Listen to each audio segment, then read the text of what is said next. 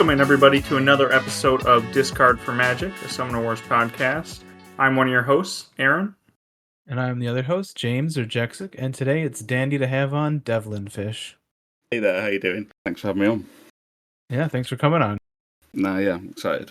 Today you're going to be discussing Skyspear Avians as our expert. Gotten in there as a tournament of champions and some good games with them. So we were excited to see what you have to say. Thank you. Yeah. I was pretty excited to be voted in that tournament, to be honest. I think I still feel like I've got a bit of imposter syndrome. Like, I know that I'm not new anymore, but I still feel like I am compared to the experience of lots of people on here. So I'm excited to chat about the Avians.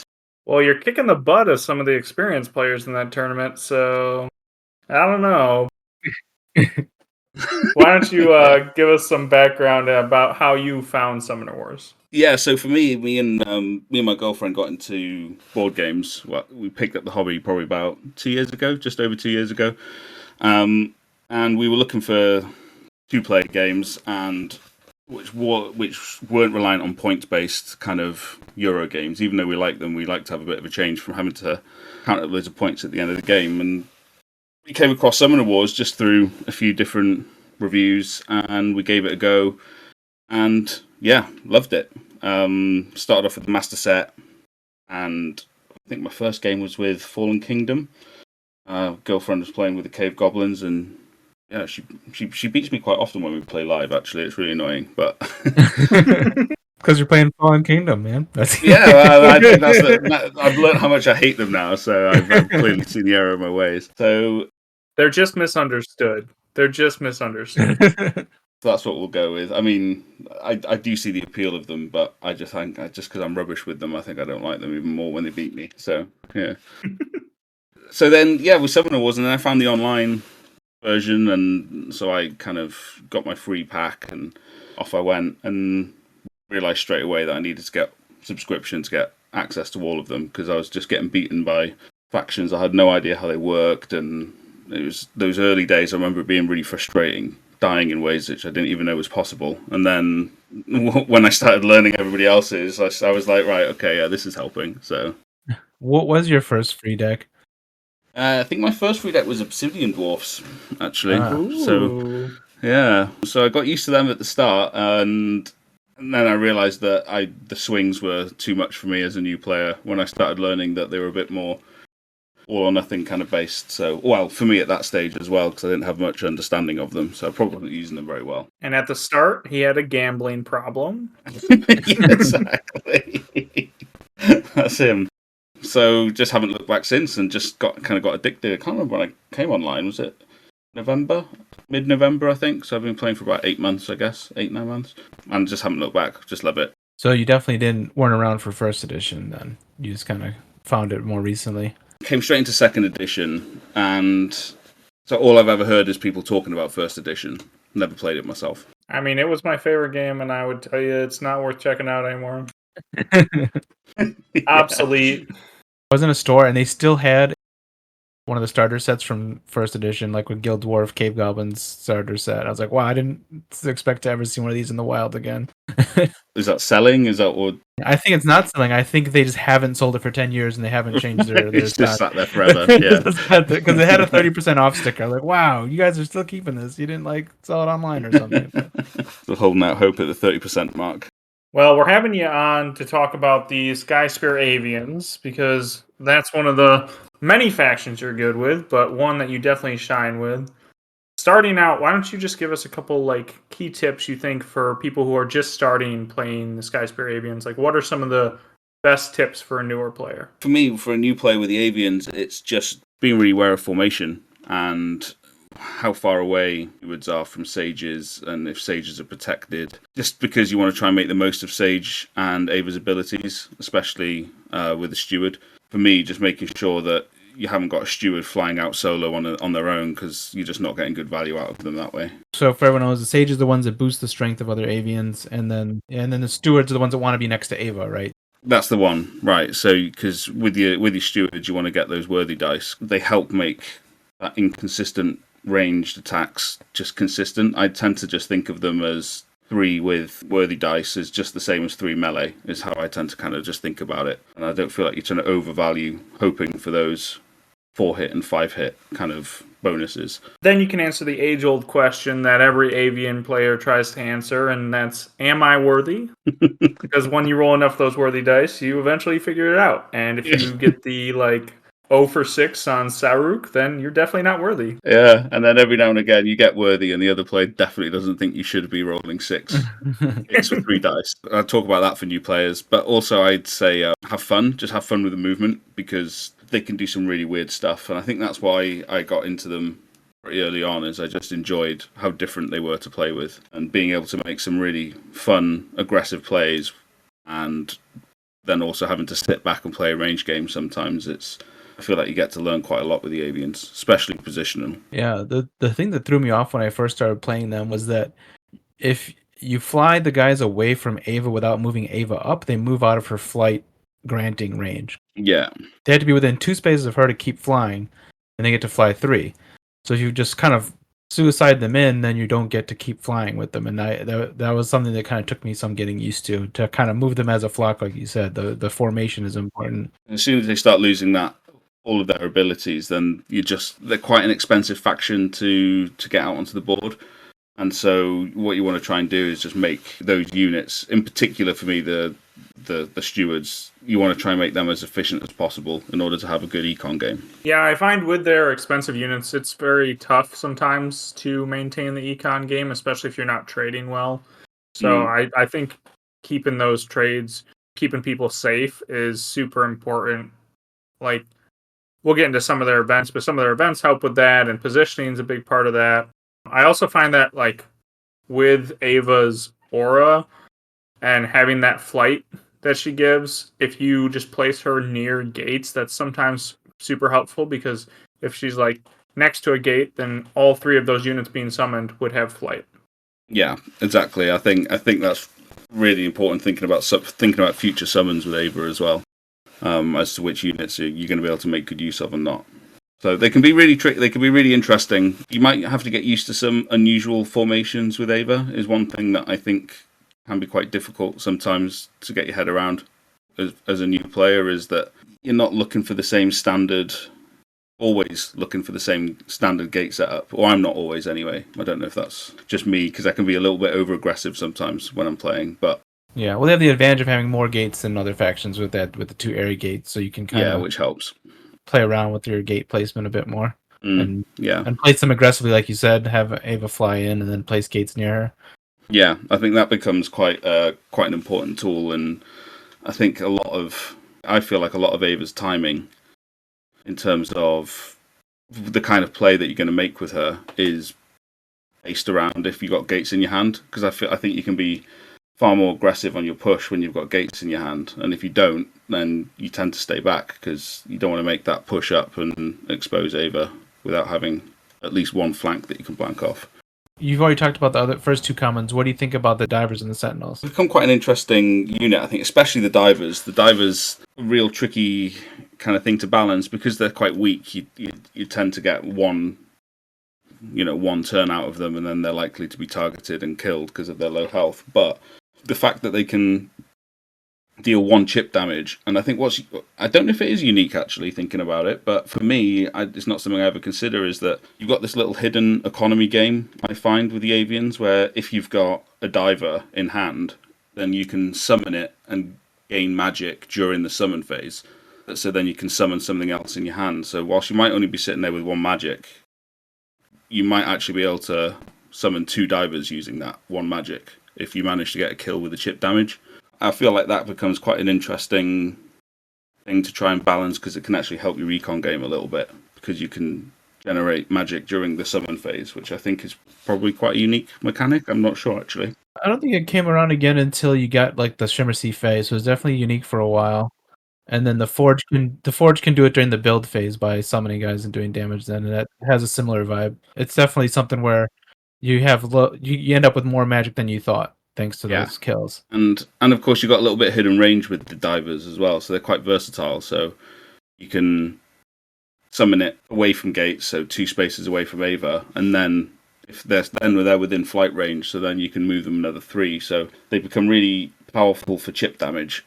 So what I tend to find is I use the divers quite a lot if I'm against people that I want to chip down. So if I'm against Grognak, for example, then I know that one Sky Assault isn't going to kill him. So I want to try and chip damage down wherever I can, and Diver becomes a really good tool for that. Yeah, I think that's important. They're an interesting unit because like if you're holding back and you're sitting in your back row, they're really not that useful. But like when you're in that fray and when you've like already gotten up close and personal, they might be your most important unit. It's a weird dynamic of like least important to most important in like a flash.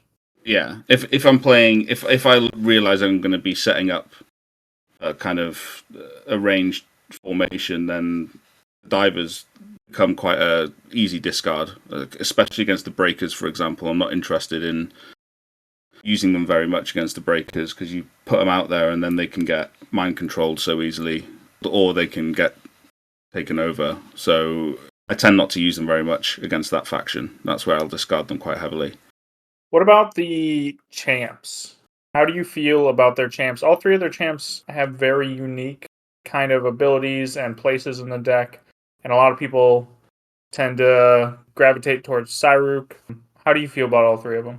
I love the champs. I think the champs are really a real great part of the Skyspear Avians deck, but I think Cyruk for me is definitely the most useful, especially for if you're looking for a good Sky Assault where you can get a Cyruk up to five dice with a battle song. And if you've got 5 worthy dice, then you're looking to deal out some really big damage using that. So I find Cyruk's just too good to throw away initially, but it can be quite expensive. So if my board is looking a bit fractious and I don't have a steward and a sage set up already, I've got a Cyruk in hand, and I know that that's actually going to cost me 8 to get it out on the board for it to be useful. And at that point, I'll discard it if my board state isn't looking very good.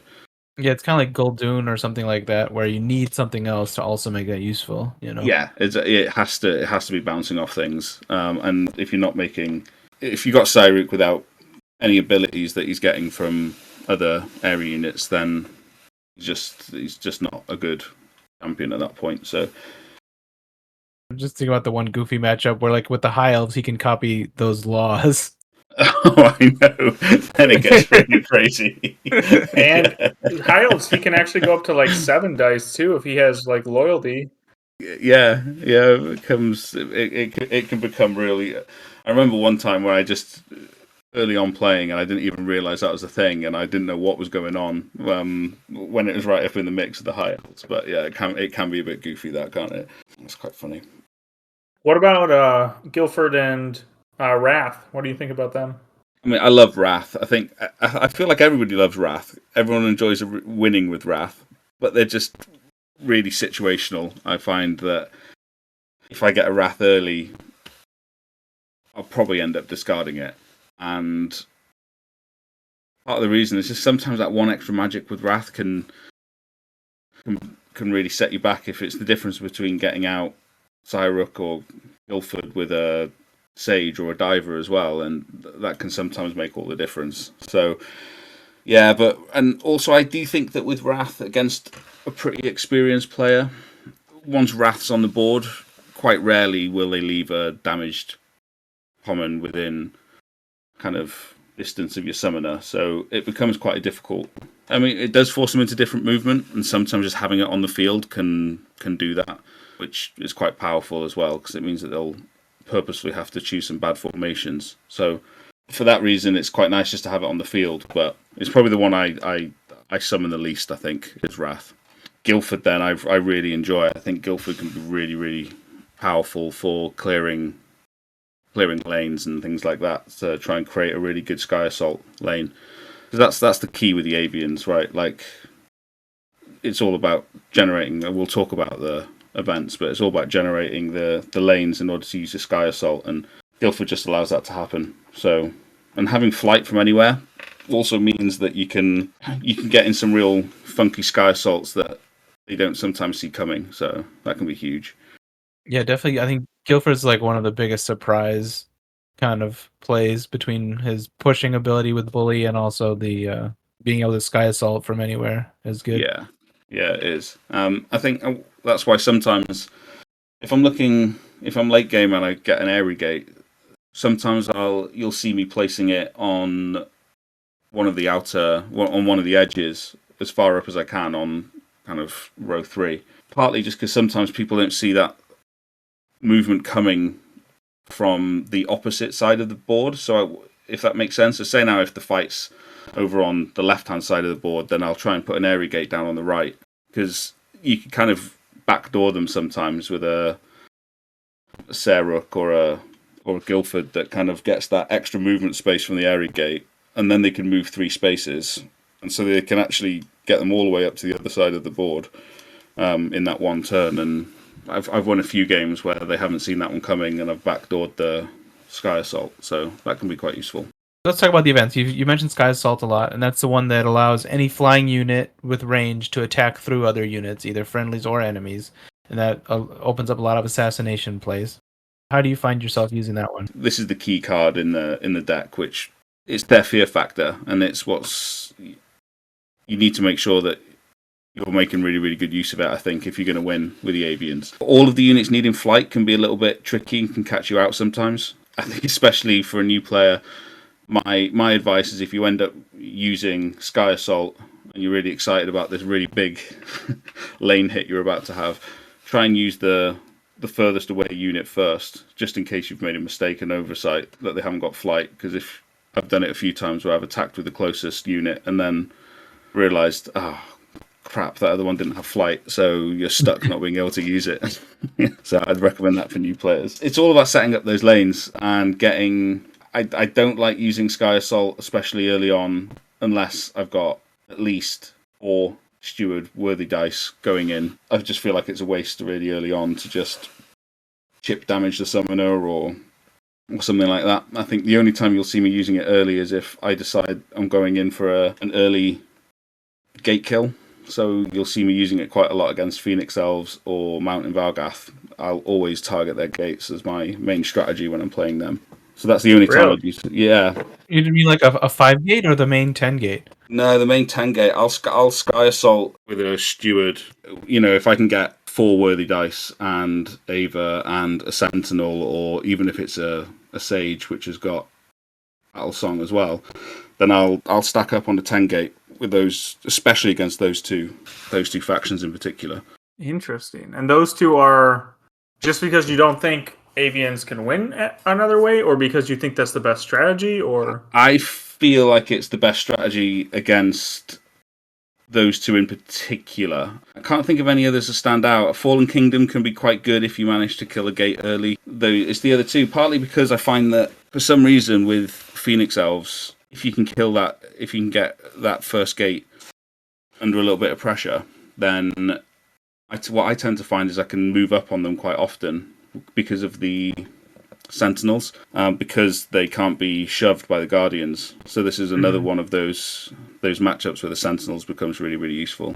Yeah, so then I feel I can get a good firing line using Sky Assault on that gate, and then I can chase them down after that. And so that tends to just be my tactic with that particular faction. Yeah, and Mountain Valgath, I feel like live and die by their gates. If they've got gates to make really good stronghold plays and all the rest of it, then you start taking their gates down and don't let them build up a board that so Varn's got lots to work with, then I find that you can chip damage away a little bit better on Sunder. That's fair. Did you play before the Maldaria change?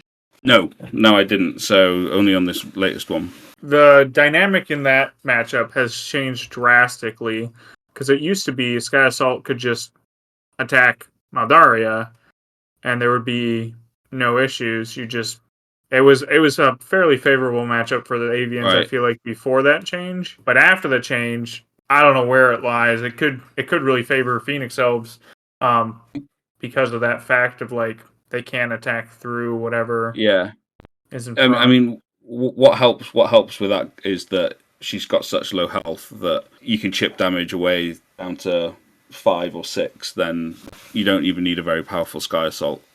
I guess the Ember Mages are maybe a little less useful if you can get a diver in the right spot. That's the thing, is I think that they both counter each other, but I think that Avians has got... I personally feel that Avians have got more tools in that matchup to overcome Phoenix Elves and the advantages that they've got. Saying that, still have some really close games against them. I think there's a bit of a advantage with the Avians in that one. I don't think I've ever considered that strategy of as Avians going for like gate destruction. Yeah. Seems interesting. But like you said, he only does it for a few factions, but it's still interesting. I mean, it sounds like it would work really well, but it's not a faction that when I play them, I've ever thought about gate destruction. Like, there's certain factions, like, that's one of your main thoughts. Like, when you're playing Like Cave Cave Goblins. Goblins or maybe Tundra Orcs, Mountain Vargath. Yeah, Mount Bargrath. There's a bunch of factions, but, like, never have I had that thought as Avians. But it's a good one. I like it. I like it a lot. And you've alluded also to Battle Song, which is the one that just kind of increases the strength of nearby units. How often do you use the Epic Gathering Song? Which feels less epic to me. It's a tricky event, I think, to make the most. I used to think that, and it's become one of my I really struggle to discard it cards.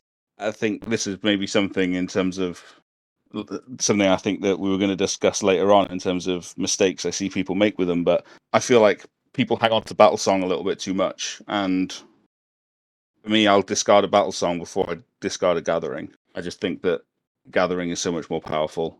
It's key part of the deck because it allows you to really hold on to that tricky econ game with the Avians, as it allows you to push 2 units up, especially if it's a Sentinel, because then it's your reliable dice rather than relying on your ranged dice, which can just drive somebody crazy when that's what you're doing all the time. I don't know why I keep getting lured into these ranged dice factions. I'm just a sucker for pain. But I feel like it allows you to get up, hit them, drag 2 units back to your backline for safety, and then because they're right next to Ava, you know they're going to have flight, so you can really push them up the field again on the next turn. I think it's just really, and I think it's really versatile. It's not just about retreating. I tend to like to save a Gathering Song because it's one of my key assassination tools as well.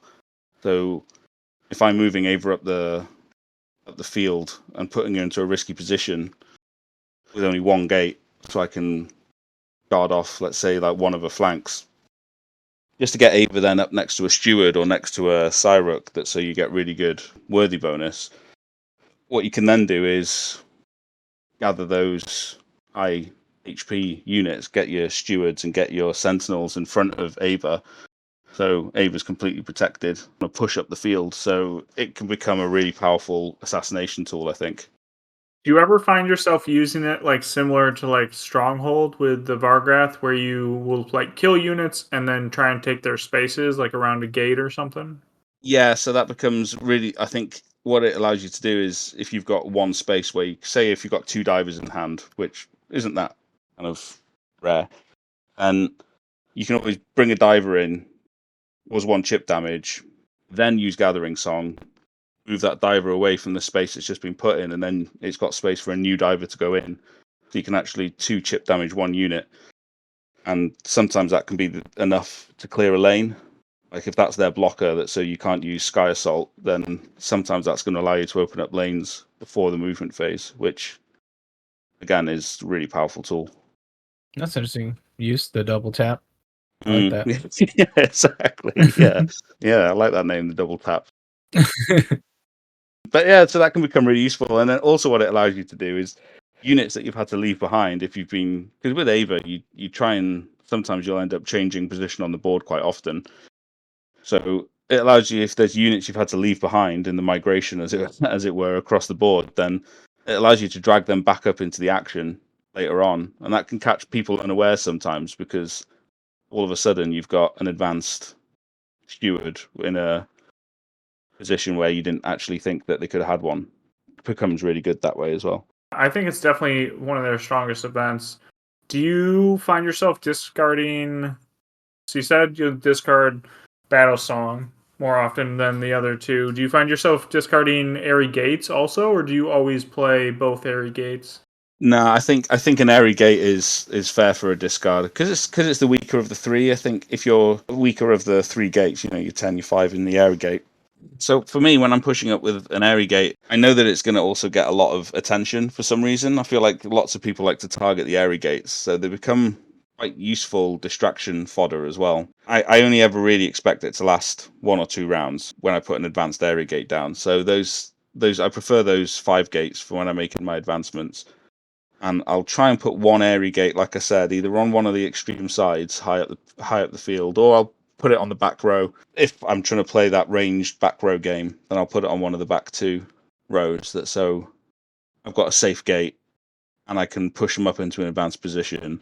But the airy gates, again, the divers. I'm banging on about the divers. Actually, I think I like the divers more than I realised. With the airy gates combine really nicely because you can choose which order you process those 2 things in. So again, you can double tap off an airy gate, get the chip damage, then move them to the side, and then put in another diver in that position. So yeah, that can become really useful. And then also you can move them first and then cause the chip damage after it's moved. You've got a lot of versatility with the diver and the airy gates. They can become quite useful if they do survive in an advanced position where you're really getting up in their face and trying to kind of swarm them a little bit. No, that makes sense. That extra movement is sometimes hard to play around when you can toss them like into Ava's flight range, you can toss them up and move just extra that way. You can get that chip damage in. There's just a lot of options. Yeah, and if you're playing high elves, it allows you to sometimes push a unit up so they've got an ability that they weren't planning on giving away. So that could become quite a useful tool as well. If I have to discard, I'll discard 1. If I've got an early gathering song and I think it's going to be a range game, then I will sometimes. I used to be reluctant to do it because it felt like a waste, but I will use it just to bring my sage over on the opening move. So my sage has got flight. The one that's hanging out over there. Yeah, the one that's hanging out on its own, the one that you just feel sorry for right from the off. It always looks precarious. I'll pull it to my side early, and then an attack and pull both those units back. So then I don't have to play any units on my first move. If you can get a kill and discard 1 for magic, then you're up to 5 at that point. 5 magic if you're going second. Or if you discard 2, which I will aggressively discard quite often if I have to on the first round, because the threat of having 5 magic is enough to really dissuade somebody, I think, from just marching down the throats of the Avians, because if they're marching down a lane, then they have to be worried about a Sky Assault with a Cyrook or something like that that's about to kind of be summoned on the next turn. I use that sometimes just as a nice threat to have in the background, even if I don't have a amp ready. I like to have 5 magic if I can, because it's a threat in itself. Just having that option of people have to think about it puts them in a different play space.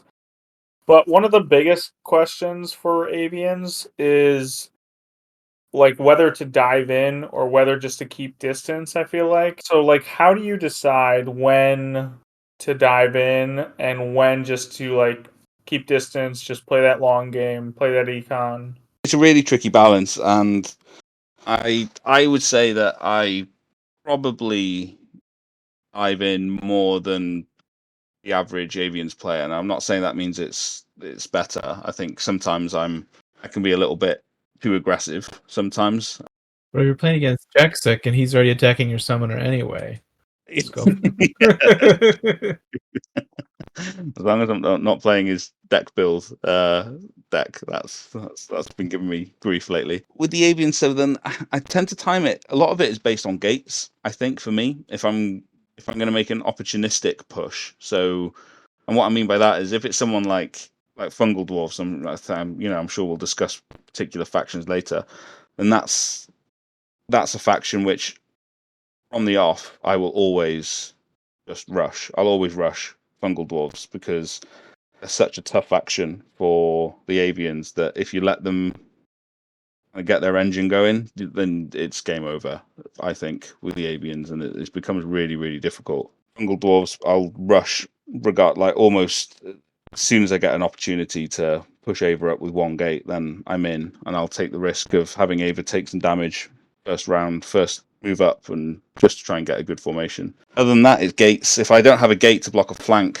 then chances are that your push up isn't going to end up too successful, because you also need to get some units on the board that next round. So I think the other thing is don't try and make a push if you don't have magic to back it up. So rely on not getting any kills, so you've got at least 2 or 3 magic for the next turn, so you can get at least 2 units on the board around the gate that you've just put down. Otherwise, it becomes really hard to back yourself up whilst you're up there on that push.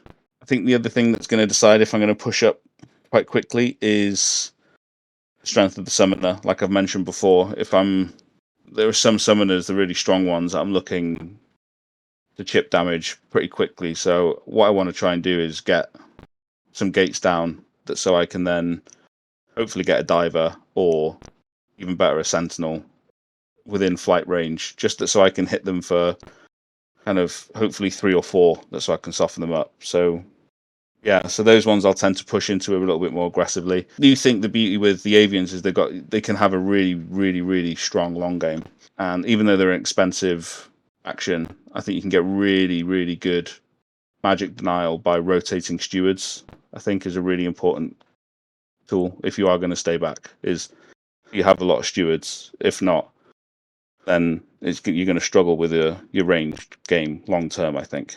So by rotating them, you mean like pull back the wounded ones and get fresh ones on the front line kind of thing?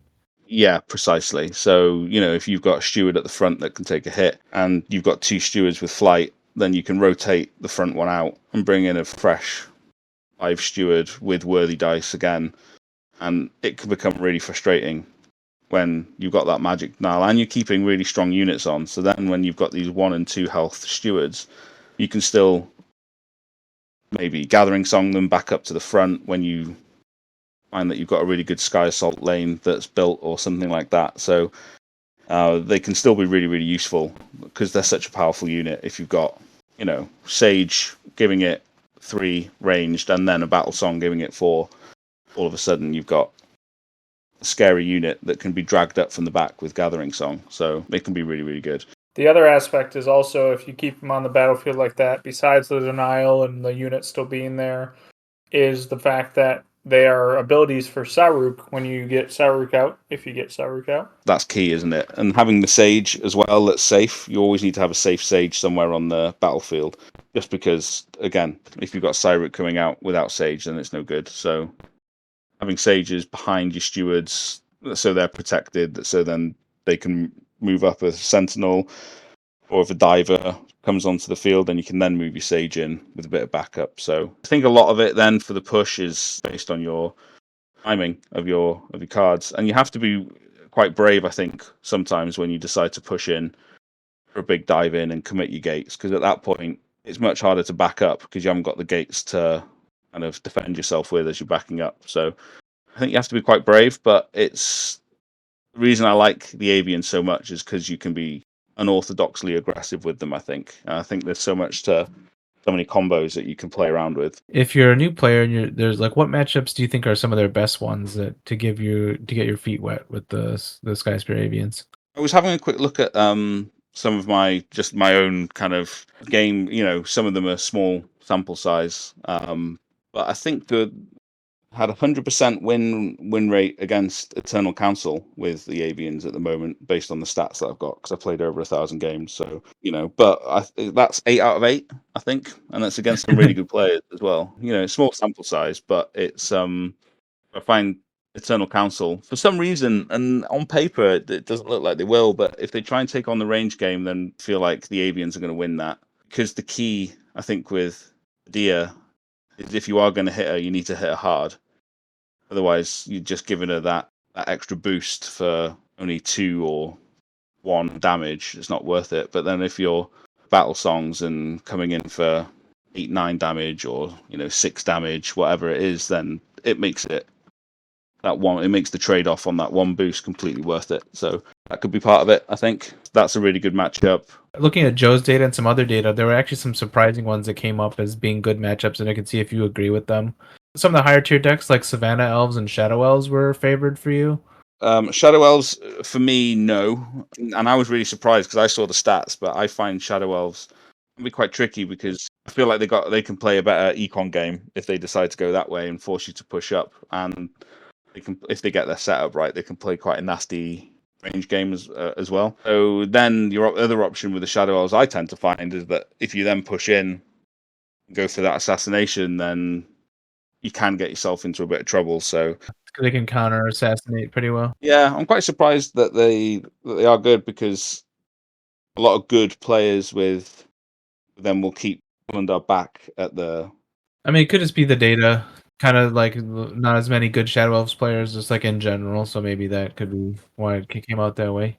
Savannah Elves, though, for sure, I find that that's quite a nice setup, because Abu is quite squishy in terms of health, so you can get in there and deal with that. I think the hardest thing to deal with will be the rhinos, because they're just hard to kill, and they can get through some of your formations, because you tend to keep your units pretty flocked together. Sometimes if they get a big high boost rhino, it can really run riot through a little bit of a formation that you've got. So you just have to be really careful of that and keep. But that's one way you can play a distance game. If you are going to push in, you can one hit kill a Bua quite easily. So I think that maybe is another reason why it's quite a nice matchup. But I think I've got a good record against Savannah Elves. I think I was about 70% win rate against Savannah Elves or something like that, I think. The one according to my chart that is the worst matchup might surprise a lot of people, though. Go on, which one? Vanguards. Oh, I hate I hate playing Vanguards. Vanguards are so tough for Skyspear Avians. Oh, that's so frustrating, and they've become really difficult. Yeah, I've only got 6 games on here against Vanguard, which I'm sure I've played more, but just as they're running through. But I'm 2 for 4 against Vanguards.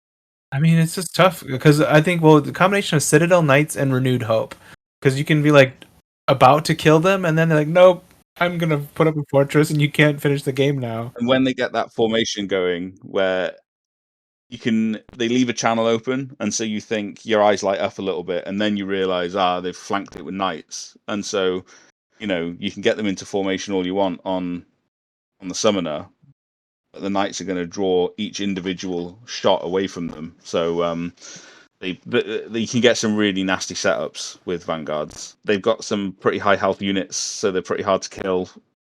Get a really good economy rolling. So yeah, they're a real tricky one. I hate playing Vanguards with Avians. Yeah, for sure, definitely one of the worst. I do find that Guildford is a crucial champ in that game, maybe their best one in that matchup. Yeah, and I think on the forums, I think I summarized, because people were talking about Wrath being their favorite, and everyone loves getting Wrath kills and all the rest of it. But I think Guildford is definitely a matchup dependent champion. Cyrook is an all rounder, and Wrath is a situational summoner. But I think Guildford, against certain matchups, he's key. Like Crimson Order is another one where Guildford is key. So you can try and open up lanes that they end up to try and block Sky Assault by having this big bank of cultists all around him. Yeah, so I feel that's a must play for me, champ in that matchup as well. Do you have any other tips for people against clog decks like a Vanguards or like a Cave Goblins or Fungal Dwarves, or just decks that have or like Crimson Order decks that have a lot of units and are hard to get at their summoner?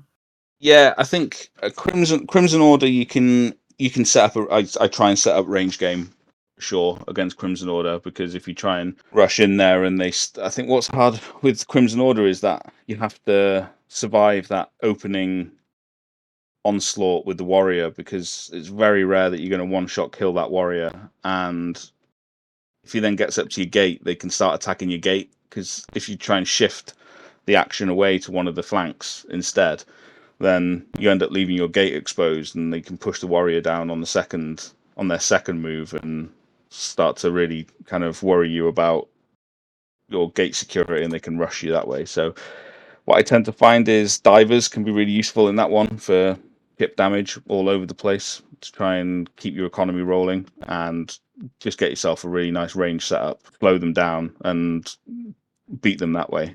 So you can try and chip away at the warriors, and if it's a key situation, you can use a Sky Assault on a warrior just to make sure that, you're denying the magic and keeping everything rolling the way you need to. So I think that's one with Crimson Order. I've already mentioned Fungal Dwarfs' is Rush. Just don't let them get into that formation.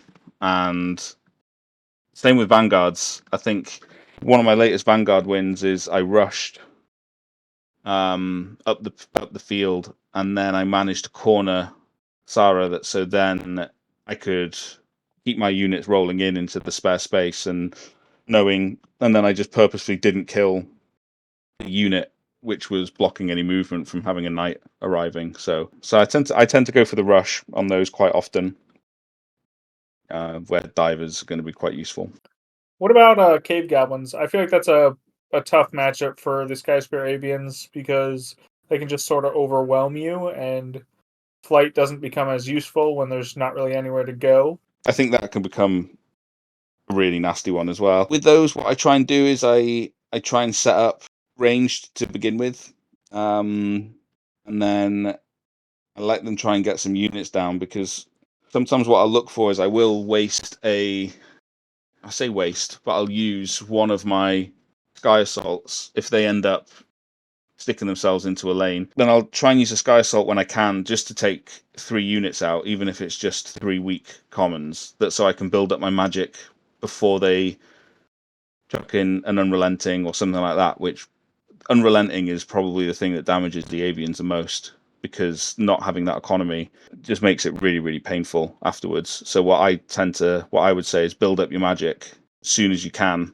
and try and be as economical as you can. When you start getting rushed, then you can make sure that you've got plenty of money to bring out divers and Cyrook and all the rest of it. So yeah, I think trying best on economy is key in that game. In a matchup like that, is Gathering Song useful on defense to pull things off your gates so you can summon more things? No, it can become really useful, and also again, because you're trying to really keep that econ game going, you can chuck a couple of units up the field, take out some of their weak ones. This is where you want to use like sentinels and divers, because it's just more reliable with the melee dice. I like to put those up the field, get 2 kills, bring them back within flight range, and then the threat is still there again for later on. And like you say, you can bring units back, have a bit of a cluster, and then move them away from gates, so you can make sure you get your summoning spots back, because you know that you're going to get your front summoning spots pressured by the goblins when they're rushing you. So summoning spots become a premium. So that is where a backline airy gate is really, really useful as well against the goblins. I'd highly recommend having a back 2 rows airy gate somewhere, so you can get some consistent summoning. Because then you can still summon 2 from one summoning spot. So it becomes really important efficiency. Yeah, I think that's all good advice.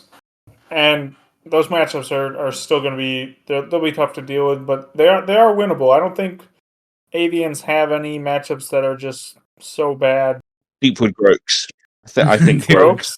Groaks, yeah, but I mean, I don't think that's unique to the Avians. Perhaps the Groaks absolutely destroy me. If I bet you my 8 for 17 against the Groaks. Oh, Um, So maybe the Groaks. But besides the Groaks, who are currently kicking everybody's butt, everybody's got, yeah. well, he's also said the Vanguards are up there too, probably. I think Vanguards are up there. Tundra Orcs can be difficult, but it's doable. But because they've got just high health summoner that can really get up in your face and mess up your formation, so that can be pretty tough as well. It can be a bit of a tricky matchup, I find. I find it's tough as the Tundra Orcs too, because I feel like you want to get in there and then you just kind of get stuck and caught out sometimes. Sand Goblins are a tough matchup as well for the Avians, because they can just deny you magic so heavily that you end up discarding so much of your deck that you end up being forced into some sort of assassination victory, I find, against. And you start pushing up, and then they've got so many options for just chip damaging you before you even get in there. So Sand Goblins are definitely a tough one for the Avians.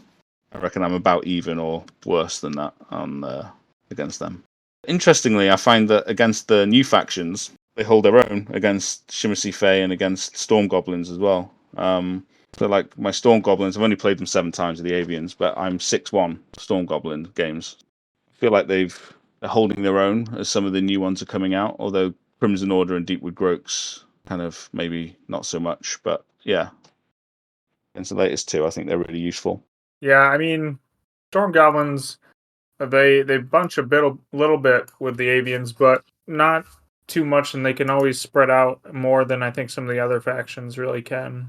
You can still set up your formations with gaps. I think Shimmersea Fae are a harder matchup for the Avians than Storm Goblins, in my opinion. With the Storm Goblins, I find the key for beating the Storm Goblins is get Thrak down in energy, in health early. You have to be a little bit more passive with him and keep him on the back row, and it just means that you can't get chip damaged from quite the same distance and quite as openly as you can if they're full health. So I don't know. I think that's why the Avians do well against them. So I quite enjoy playing the Storm Goblins, though, so I don't know if that's an Avians thing or just a Storm Goblins thing, but I think my record against the Storm Goblins is really good.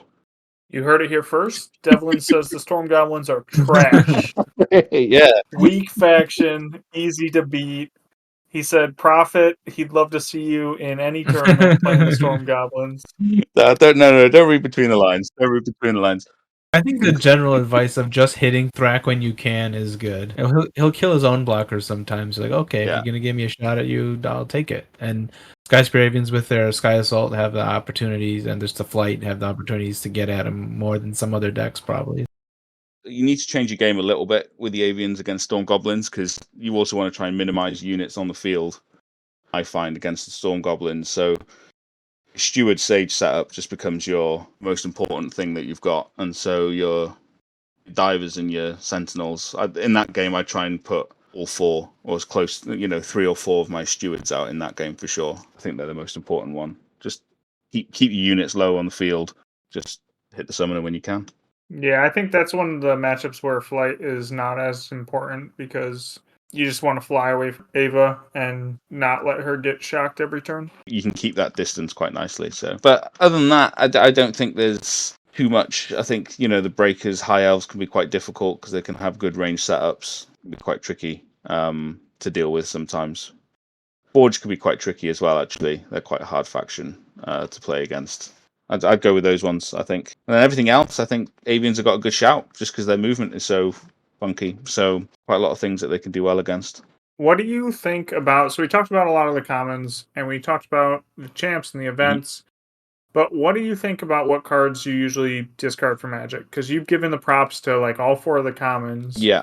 Most of the events you said were pretty useful, and all the champs you said were pretty good. So what in general just do you normally discard for Magic? I would say that I'm discarding at least one Sage and maybe 2, and it all depends on, even though they're probably one of the most important units in your formation in order to maximize the efficiency of your other units. If you've got a good setup, then your Sage shouldn't really be frontline or exposed too much. I think when you're having to use a Sage to go for that 2 out of 2 range kill, then it's normally a bit of a desperation either for Magic or to really get that unit off the field. So you want your Sages kind of backline really. So I think that you should be able to discard 1, if not 2, depending on how safe you're keeping them. All of the others, to be honest, a fair game for discard. I think, especially, like I said, especially early on, I will happily discard 1 of pretty much each of the units in a game. Don't think that you need to be putting all of them out if you're using them well. So what's kind of your target number of Magic at the end of your turn to be able to keep up the momentum? Yeah, so I think if you're not sitting on 3 Magic, then you're going to be limited on options. I think the times when I'll be leaving, if you are going to leave yourself with only 2 Magic, I think you don't want to be reliant on the draw. I think you want to already know that you've got a diver and a Sage or something in hand so you can make use of that 2 Magic, or a Sentinel that you're going to be able to use.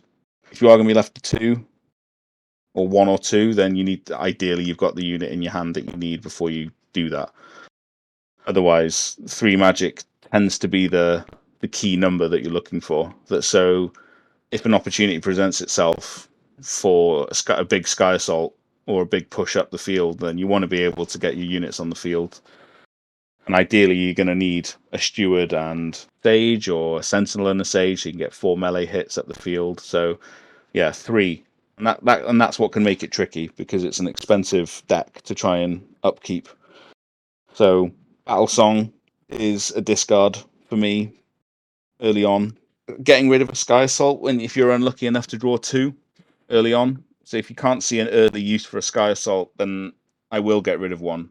having two of them sitting in your hand, or one of them in your hand right from the start, if it looks like you're not going to be pushing up the field to get a good Sky Assault position, or they're going to keep their summoner at the back, if you're playing Fallen Kingdom, for example. And they'll just live in fear of it all game. I know, yeah. You play one, discard one, and they're just playing around it the whole game and not even realizing you discarded it. Yeah, and that's the thing. It's almost like Volcanic Blast with the Obsidian Dwarves. Just the threat of them having that card in their hand still is enough to force them to change their position. So Sky Assault is good because you can discard it, and it's just nice to have the threat. So. And I think you already said you sometimes will discard an airy gate. What about the normal gates? Do you find yourself discarding those because you have the airy gates and you have more gates in your deck? To be honest, I might discard one if it's later in the game, but it's very rare you'll see me discarding the first gate that I get with the Avians. With other factions, I probably don't hold as much value to the gates, but for me, the way I like to play with the Avians, which is getting up, either rushing in or it's where that switch is one of the things I find most exciting about Ava is when you're sitting back, playing the range game, let them come to you, and then out of nowhere, you can then switch that, and then they've started pushing to the midfield all of a sudden, gathering song, Ava up the field, plant two gates, take out 2 or 3 units, and then they're in a real tricky spot. And if you don't have a gate, then you just can't do that. So I'll value the gates really highly. I'll try not to ever discard one of my 5 gates. But again, game situation, if I'm sitting on 1 magic with a sentinel and a steward in my hand, then I will get rid of the gate to make sure that I can place a unit on the next turn. So some of it is going to be situational to look at, but I think gates are one of her most important tools, to be honest. Yeah, good to know. Yeah, but champs are discardable as well, right? Wrath is discardable early on, and then sometimes if you've got 2 champs in hand, you'll need to make a decision because getting Ava up to 10 magic is doable. I've summoned 2 champions in 1 turn before, but it's difficult. You can't rely on getting up to 10 magic to do that. So if you've got 2 in your hand, you might need to analyze the situation and set your plan for the rest of the game out at that point and not react as much and get rid of one of the, whether it's Guildford or Cyruk, then you might need to get rid of one of them if you've got them both in hand. Makes sense. Recently, James and I did a tier list, and we ranked the Skyspear Avians 7th worst faction, like the bottom third, around like 17th, 18th, somewhere around there. I'm surprised you're bringing this up, but yeah. We put them in the A- tier, so they're still kind of in that A range of an acceptable level of So what do you think that was fair or it was cruel? I feel like A- and then being the 7th worst is almost like a very thanks for trying kind grading system. Almost, yeah, exactly. Very kind grading, isn't it? Yeah, that's really looking after my self-esteem on that one. Like, yeah, but I mean, I do think they've got weaknesses. Ava is still only a 10 health summoner, so she is open for being assassinated. And they can be a little bit tricky, but I genuinely think that strong matches are so strong, and against almost any other faction, your movement is gonna get you out of trouble. That obviously, personally, I think they should be higher than the A-, even though you make the A- sound like a good space, but I think they're better than 7th bottom. but I can definitely see why not everybody likes them as well. I can see that not everyone's cup of tea. Yeah, and a lot of those factions in that area are so close that I could see them move like a little bit in that same area, and be anywhere from like if they're like 18th now, I could see them be anywhere down to like 13th or 14th. As much as you're saying 7th bottom, I think it's a testament to the game. I think it's why I love the game so much, is it is really, really well balanced. And I think you hit the nail on the head with in the latest podcast where you're talking about a dominant faction being, what was it, 62% or whatever it is at the moment for Deepwood Groaks? 56%, I think. 56, and that's dominant. Like that's actually pretty balanced in terms of the grand scheme of things when you've got so many factions. So Avians could easily jump up in somebody else's rankings 10 places, or they could, it's just tiny margins in that mid range, which is where I think the Avians are. Yeah, after that was before we played in the Tournament of Champions, and after you crushed me with them, I think I have to move Fungal Dwarves below them. So I think you've changed my mind. Then so they're 17th now. There you Exactly. Yeah, no, they've done well in the. I think I've got a good record. This at the time of recording, it's 4-1 on my results. So yeah, the Avians have put in a good showing so far. You're 4-1 in the tournament champions. 4-1 in the tournament champions. Yeah, I've Very nice.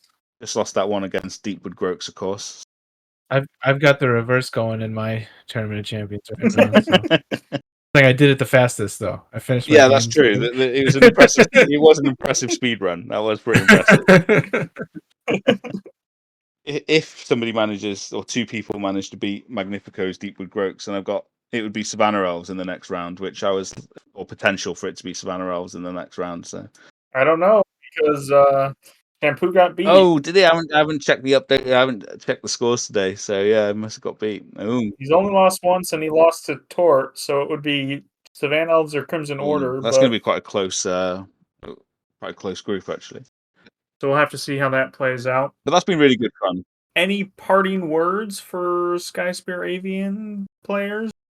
I think for me, it's just. Do you know what? I think it's been really nice. I feel like on the Discord, there's been quite a few new players that have been playing a lot with the Avians. Is it Bird Fancier that's flown up to the top of the Skyspear Avians leaderboard? I think they're a new player and they just love using that faction. So it's nice to see lots of new players join them, and I think they are quite new person friendly because the movement mechanics are so much fun.